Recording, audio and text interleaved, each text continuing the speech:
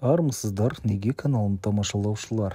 Сіздер әрдайым маған қолдау көрсету мақсатында подписаться кнопкасын басып, лайк басып, ұнаса комментарий қалдырсаңыздар, нұр үстіне нұр болар еді. Ендеше әңгімемізді бастайық. Айгүл мен Кәмшат ол кезде пәтерден пәтер жалдап студент кезі болатын. Бірде Айгүл үйге қуана кірді.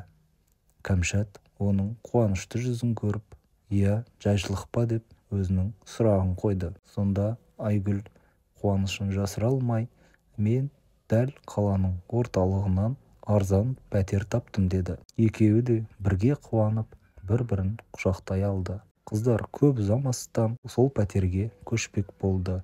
Дәл сол кезде бұлардың құрбысы да келіп бірге тұруды өтінді.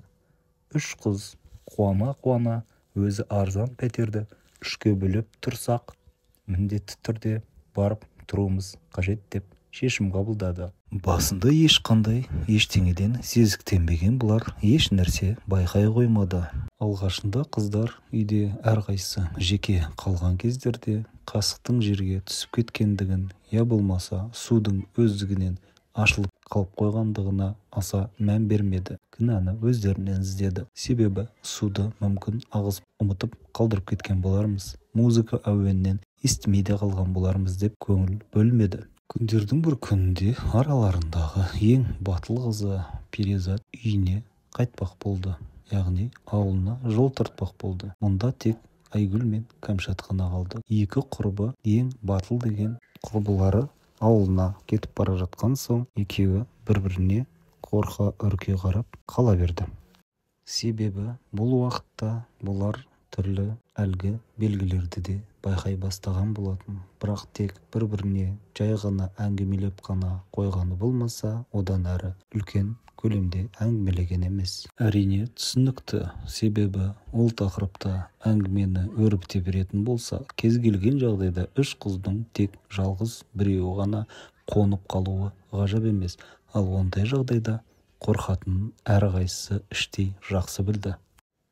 Құрбылары Перизаттың ауылына кетуі мұң екен. Әлгі Кәмшат пен Айгүл мұндай оқиғаларға жиі ұшырасатын болды. Яғни сабақтан келген соң қайсысы бұрын келсе де үйде кітабын оқып отырған уақытта үстелдің құлауы немесе терезенің өздігінен ашылып кетуі, я болмаса есіктің сықыры секілді дыбыстар үйреншікті жағдайға айналды.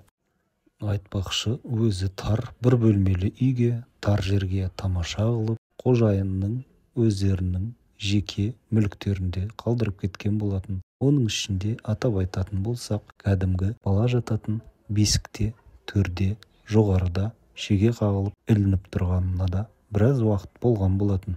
Бұлар түнде ұйықтап жатқан уақытта сол бесіктен кішкентай ғана дөңгелек не мысыққа жатпайды, не адамға кейпіне келмейтін бір мақұлықтың секіріп түсіп жатқан немесе секіріп мініп жатқандығын байқағандай болатын. Бірақ ешқайсысы да бір-біріне тіс жарып айтпады. Себебі белгілі, кез келген уақытта жалғыз қыз қалса, егер ол қорыққанға қос көрінер, тек жай ғана елес болса, бірін-бірі қорқытып алармыз деп бір-бірін қорқытпауға тырысты. Күндердің бір күнінде олардың ойлағандай болып шықты. Яғни тек сол әлгі пәтерде Кәмшат қана қалатын болды. Себебі жанындағы құрбысы да каникул болғандықтан ауылына жол тартты. Ал Кәмшат мұнда жұмыс істемекші болып қалып кеткен болатын. Түнгі мезгілде ұйықтап жатқандықтан сыртқы есік ашылып жабылғандай болды. Оған да аса мән бермеді. Бір уақытта терезенің де сықырлаған дауыс естілді. Оған да бұл мән бермеді. Дәл сол уақытта біреудің арқа тұсынан лебі сезілді. Ұйқылы ояу жатқан қыз артына жалт бұрылғаны сол еді. Жүзі сарғыш тартқан жастау, яғни боз боланың түрәлпет көзі шалып үлгерді. Көзін бақырайта ашып шыңғырғаны сол еді. Әлгі елес көзден ғайып болды. Осылайша таңды көзімен атырған Кәмшат таң білінісімен бүкіл заттарын жинап басқа пәтерге көшіп кетті. Яғни өзінің құрбысына телефон шалып болған жайда шет жағасын ескертіп айтуды ұмытпады.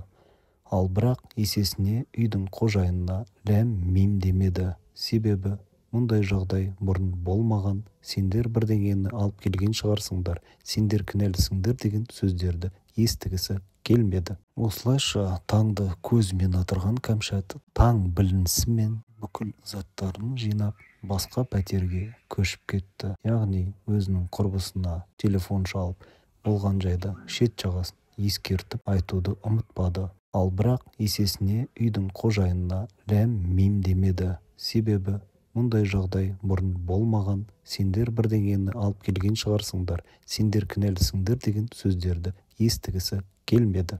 Ал сіздер қалай ойлайсыздар, құрметті тыңдармандар? Одан ары қарай әңгіменің жалғасын күтіңіздер.